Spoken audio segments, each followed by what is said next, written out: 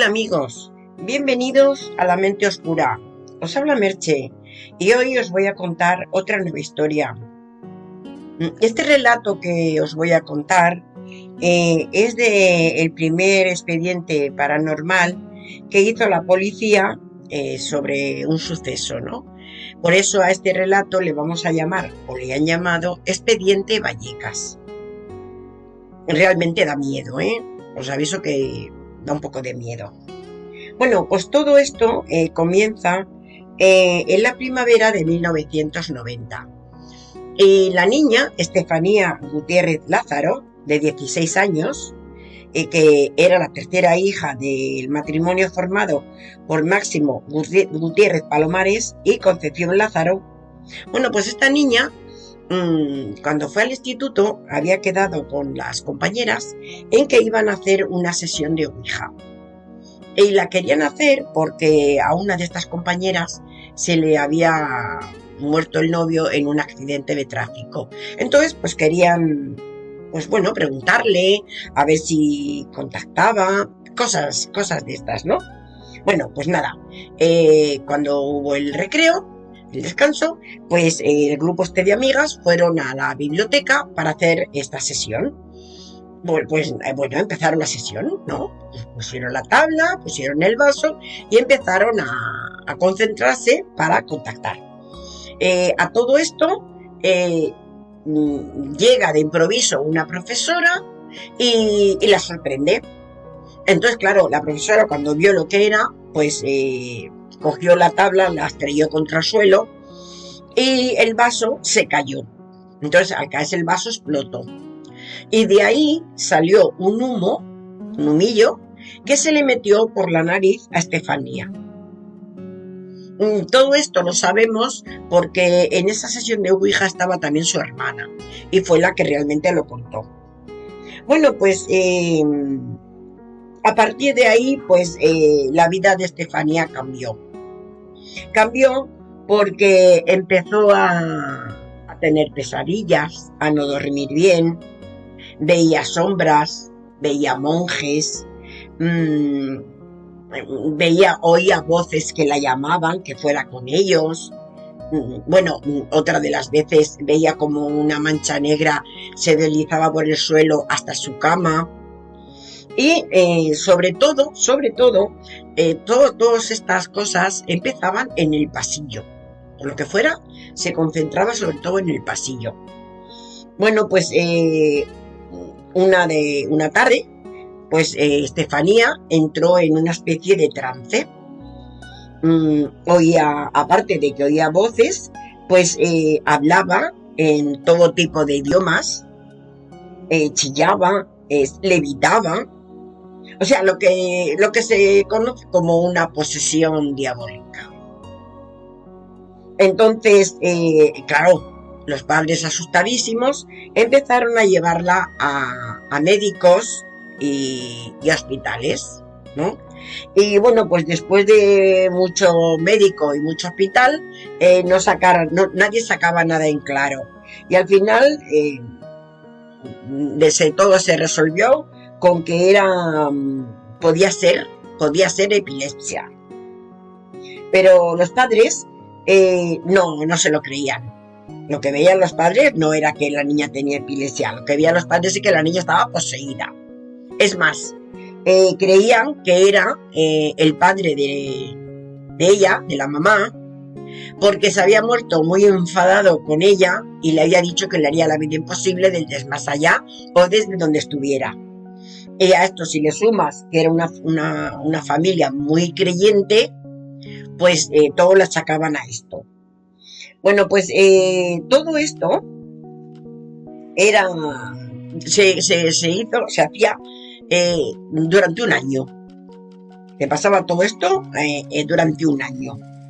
Entonces, el 13 de julio de 1991, todo se desmadró.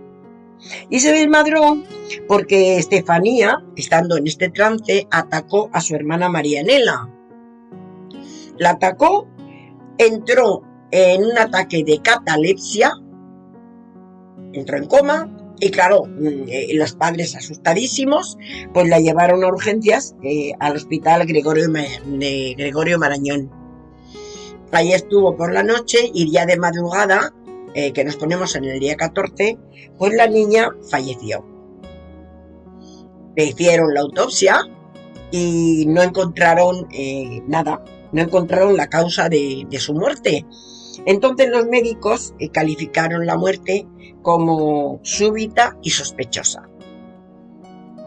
Bueno, pues a partir del fallecimiento de Estefanía, los fenómenos paranormales se acentuaron muchísimo más en la casa. La madre escuchaba voces, se abrían y se cerraban puertas, se encendían y se apagaban las luces. Sentía como Estefanía la llamaba, pero a gritos, pero no unos gritos normales, no, aullando, o sea, unos bocinazos que daban miedo, pero la madre identificaba en esos aullidos pues la voz de su hija, ¿no? Bueno, también veía a ancianos andando y traspasando las paredes de la casa riéndose. Se rompían cosas de cristal y lo que no era de cristal, los objetos que no eran de cristal, se cambiaban de sitio solos. E incluso cuando la madre estaba durmiendo, lo que fuese, le tocaba los pies y le tocaba las manos. O sea, imaginaros lo que es vivir eso. O sea, lo que es vivir eso. Bueno, los fenómenos también se centraban en los hijos, porque una de las noches, las dos hermanas pequeñas que dormían en la misma habitación, en dos camas, en dos camitas, pues se despertaron aterrorizadas porque veían como algo lanzaba las muñecas que había contra el armario y contra la pared. Solamente veían las muñecas volar contra el armario. O sea, ya os digo, terrorífico. Bueno, pues con todo esto ya nos ponemos en el 27 de noviembre de 1992. Ese día ya la familia ya estaba al límite, porque ya llevaban tiempo que como tenían tanto miedo, la familia dormía en el comedor. Cerraban todas las puertas y todos dormían reunidos en el comedor. Atracaban las puertas pues con lo que pillaban, con un buffet de estos, ¿no? Y bueno, incluso estando atrancada, desde fuera, desde el pasillo, veían como alguien intentaba abrir la puerta y movía el buffet. Entonces, ya no podían más y ya muertos de miedo, pues nada, al final optaron por llamar a la policía. Esa misma noche, en la comisaría estaba de guardia el inspector Negrín. Y bueno, pues cuando llamaron y el agente le pasó la llamada a este inspector, pues el hombre estaba un poco escéptico. O sea, no se lo creía mucho, no estaba muy esto. Entonces, bueno, al final se impuso su obligación y cogió a su equipo y fueron a la casa, al piso, a ver qué veían, ¿no? A ver qué pasaba. Bueno, pues al llegar se encontraron en el portal a toda la familia, que estaba en pijama, estaban muertos de frío y empapados. Y bueno, estaban empapados porque esa misma noche llovía mucho. O sea, se sumó todo. Entonces, ¿qué hicieron? Pues nada, el inspector y dos agentes subieron con los hijos, algún hijo, y con el padre, subieron arriba, al piso. Y la otra parte, dos agentes con el resto de la familia, se quedó en el portal. Pues nada, subieron y cuando entraron, pues nada más entrar, notaron ya algo raro en el ambiente. Y así, cuando estaban mirando, pues de golpe y porrazo se abrieron y se cerraron las puertas de un mueble de comedor que tenía la familia allí, en el comedor. Pero es que daba la casualidad de que este mueble era de estos antiguos, que las puertas se cerraban con llave. Pues se abrían y se cerraban las puertas. El inspector iba a ver si había algún mecanismo, ¿no? Para abrir o cerrar, ¿no? Y no había nada. El inspector echaba la llave y a los 2 minutos, ¡bom!, la puerta se volvía a abrir. O sea, estaban ellos, pues ya os imagináis, sin creerse lo que realmente veían. También empezaron a escuchar pedradas, especie de pedradas, en el lavadero. Y claro, fueron allí y, y no había nada. Y tener en cuenta que os estoy hablando de un 7.º piso. Pues nada, no vieron nada. Luego después fueron a un baño, miraron, ¿no?, en un cuarto de baño, que decían que allí también pasaba cosas, y lo que ellos notaron fue un frío glacial. O sea, en ese cuarto de baño dice que la gente que entró notó un frío que le subía de abajo, que le entraba por las piernas, pero un frío muy raro. Bueno, que lo calificaron como un frío de muerte. Y estando ahí, notan un zambombazo en una de las habitaciones. Notan un golpe. Van a la habitación y allí ven que en el suelo había un crucifijo de estos antiguos que había en las casas, que eran crucifijos de madera que tenían un Cristo de metal clavado. Bueno, pues vieron este crucifijo en el suelo, la madera por un lado y el crucifijo por otro, que del golpetazo se había desprendido. Y luego cuando vieron dónde estaba puesto, o sea, la arcayata, pues ahí vieron cómo había señal de garras, de haber arañado aquello, como si algo hubiera cogido el crucifijo de mala gaita, con rabia, y lo hubiera estampado contra la pared. Pues así estaba la cosa. Entonces, como... Bueno, es que los agentes flipaban. Los agentes flipaban. No sabían si estaban soñando, pero estaban también muertos de miedo. Y luego, cuando ya salían de la habitación, en una cómoda que había en el pasillo, pues se empezaron a hacer babas, una especie de babas. De la nada surgió como mocos, babas ahí que no tenían fundamento. Así es que al final se fueron, también con su miedecillo en el cuerpo, y cuando llegaron a la comisaría, pues levantaron un acta, o sea, hicieron un informe, y lo hicieron con todo, contándolo todo, con pelos y señales. Lo hacían, vamos, como si no se lo creyera nadie, pero es que ellos eran lo que habían vivido. Así es que ya os digo. Bueno, pues todo esto, claro, ya saltó al público, ¿no? Y claro, pues os imagináis la dimensión que esto cogió, porque era el primer informe verídico hecho por la policía, pues de un caso de este tipo, ¿no?, paranormal. Y bueno, de hecho es que se hizo el caso más relevante de la parapsicología sucedido aquí en España, porque era todo descomunal. Y luego lo bueno que tiene todo esto es que nunca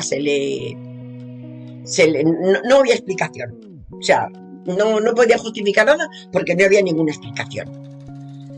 Bueno, pues el día 1, la familia siguió viviendo allí, ¿no? El día 1 de noviembre, en una de las habitaciones había una foto de la niña, de Estefanía, en la mesita de noche, entre dos camas de las hermanas. Tenía la fotito allí, ¿no? Bueno, pues apareció esta foto quemada, pero no quemada la foto, sino quemado el rostro, la cara. El marco estaba impecable, el cristal estaba impecable, el tapetito que suelen poner debajo de la mesita, normalito, de lo más normal, y las cositas que había encima de la mesita, ahí estaba todo. Lo único que estaba quemado, y además que se veía achicharrado, era la cara de Estefanía. Entonces, lo que digo, la familia de Estefanía, que como he dicho antes estaba compuesta por 6 hermanos y los padres, pues nada, describió que todo lo que le había pasado a su hija era una posesión demoníaca y ellos decían que podría ser del abuelo. Decía que podía ser del abuelo por lo que os he dicho antes, porque se murió rabioso, enfadado, y el padre de ella, de la mamá de Estefanía. Y es lo que decía, le dijo antes de morir, te haré la vida imposible. Entonces, claro, de ahí no hay quien lo sacara. Bueno, pues ya con todo este suceso, ¿no? Empezaron a ir grupos de investigaciones paranormales, ¿no? Y uno de ellos, uno de este grupo, captó una psicofonía que decía, cuidado con el abuelo. Y claro, la madre pues dio por sentado que sí, que esta frase tenía razón por lo que os he comentado antes, porque el abuelo se murió de esa manera. Pues a pesar de tanta investigación, el caso se archivó por falta de coherencia. O sea, no había justificación ninguna, sino pusieron simplemente eso, falta de coherencia. Bueno, pues al final, como no podía ser de otra manera, pues los padres optaron por vender la casa. Entonces la vendieron y la familia se desperdigó. En la casa ya no hubo más nada, lo que fuera se fue con ellos o desapareció, porque en la casa ya no había nada, porque este piso lo compró una familia peruana y ellos decían que allí nunca había pasado nada. Y luego al cabo de los años esta familia lo vendió y lo compró otra y tampoco. Lo único que quedó fue que quedó todo esto en una de las hermanas. A esta hermana, que ya estaba casada, pues decía que sí, que ella sí veía cosas extrañas y que siente cuando alguien se va a morir, dice que lo nota. Pero ya os digo, mira, ella está en tratamiento psicológico y os hablo de que ya ha pasado 34 años. Pues nada, al día de hoy sigue en tratamiento psicológico porque por eso, porque hombre, le da miedo y no lo supera. Y esta hermana es la hermana que se llama Mayra. Pues se hicieron muchos reportajes, muchísimos. Y luego se hicieron películas, pero la que más captaba tal cual era la cosa era una película que le pusieron Verónica. No sé por qué, pero dicen que es la película que más ha reflejado este suceso. Luego también algunos estudiosos del tema dijeron, porque se lo habían dicho a la familia evidentemente, que Estefanía siempre había dicho que si algún día, cuando se muriera, pues que le gustaría que en su caja metieran la foto de boda de los padres. Como no lo hicieron, pues bueno, pues también podría ser por eso, pero bueno, en realidad parece que no fue así, porque con el tiempo exhumaron a un familiar de ese mismo nicho, ¿no? Y aprovecharon para meter la foto de los padres. Pero qué va, aquello no cambió nada, ni hicieron nada. Pues bueno, chicos, lo que os digo, esta historia, bueno, a mí me pone los pelos de punta, me da un miedo terrible. Y bueno, el consejo es siempre que no hay que jugar con las cosas que no se entienden. Y más en este caso con la Ouija, porque esto es abrir una puerta a no se sabe qué. Y lo malo de estas cosas es que luego no se sabe cerrar. Y luego pues pasa lo que pasa. Que muchos creen, otros no, pero es un peligro. La tabla Ouija, si se hace, tiene que ser con gente experta que sepa hacerlo, porque si no pasan estos casos, que hay muchísimos, y más entre la juventud, que quieren investigar, son curiosos y luego pues ahí les vienen todo lo que pasa, bueno, que les cambia la vida y para mal. Así que el consejo mío es que esto no se haga si no se sabe hacer y si no hay alguien experto que lo guíe. Pues bueno, chicos, espero que os haya gustado este relato y como digo siempre, si os gusta, pues le dais a me gusta, ¿no? Y, y os suscribís, es totalmente gratuito. Y bueno, pues a mí me agrada, ¿no? Que cuanto más gente me escuche, pues quiere decir que no lo hago tan mal. Así es que muchísimas gracias y hasta otra.